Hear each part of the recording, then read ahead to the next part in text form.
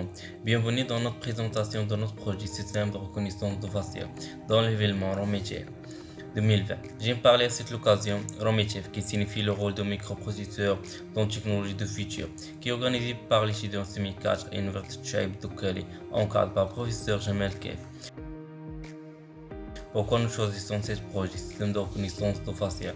Car ils sont plus en plus présents au quotidien. Ils sont par exemple utilisés sur les réseaux sociaux, sur l'internet pour identifier quelqu'un, sur le photo, sur le smartphone pour débrouiller ou par les services de sécurité pour reconnaître de l'individu recherche.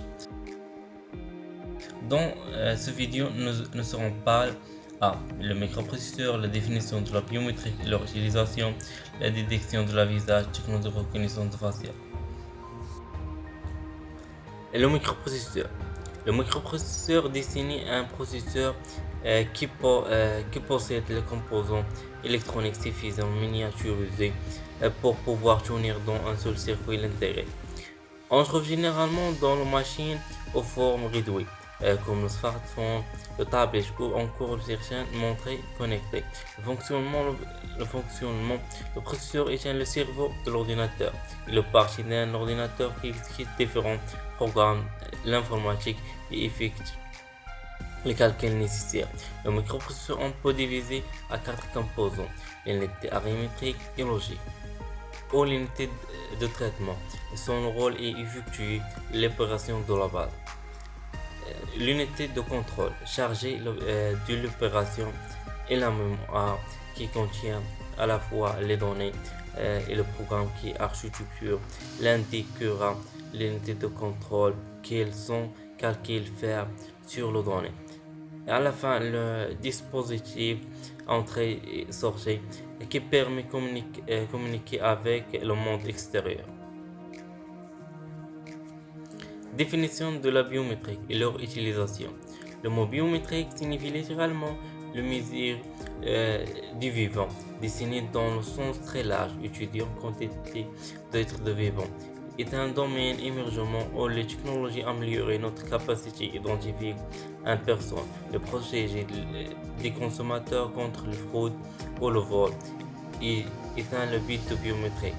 L'avantage identifique le biométrique est que chaque individu a ses propres caractéristiques physiques qui ne peuvent pas être changées ou perdues ou volées. La méthode identifique biométrique peut aussi utiliser en complément au remplacement les mots de passe, par exemple de la système biométrique, système de reconnaissance faciale, empreinte digitale, l'IRE. La détection de la visage. La détection de la visage est une partie très importante dans notre projet et la première étape dans le processus de reconnaissance faciale. Son efficacité influence directement sur la performance de la système de reconnaissance faciale. Il existe plusieurs méthodes pour la détection de la visage, sachant utiliser la couleur de la peau et la forme de tête.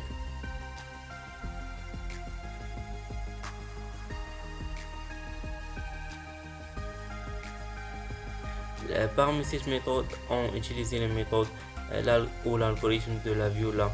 Ils ont six méthodes les utilisées et permet de détecter différents objets comme les voitures et le blanc, bien sûr le visage.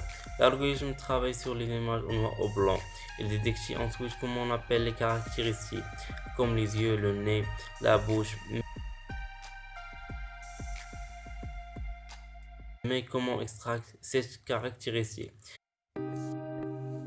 L'algorithme de Viola et John travaille sur les images à la base de la pixel, d'après détecter les lignes et les courbes qui définissent ces caractéristiques. Technique de reconnaissance de facial. La reconnaissance faciale est une technologie identifiée biométrique fondée sur le traitement automatique d'une image numérique d'un individu et permettant d'identifier à partir de caractéristiques de son visage. D'après détection de la visage, la première chose que va faire le système est détection de points caractéristiques basiques, comme les yeux et la base d'oreille et le nez et le contour de la bouche, etc. Et puis, il calcule la distance entre les yeux et entre les points C et P et entre les points A et D et entre S et G. et faire les autres points la même chose. Et puis le logiciel compare cette caractéristique avec les caractéristiques biométriques qui enregistrent dans la base de données.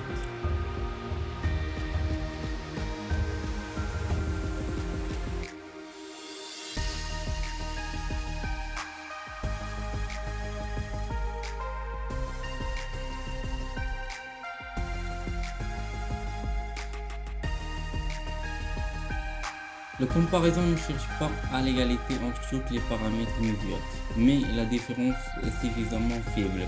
Cette étape est souvent la plus longue, surtout il s'agit d'identifier quelqu'un qui ne présente pas. Dans ce cas, le système informatique devra parcourir toutes les bases de données et à la fin donne le résultat. Cette personne existe ou non. Pour fabriquer le dispositif de la reconnaissance faciale, nous avons besoin de trois composants. Le premier, c'est la caméra qui capture les images et la base de données pour stocker les caractéristiques biométriques de la visage, comme le disque et la mémoire, et le composant pour faire les traitements et comparaisons comme l'Arduino. Voilà notre poster.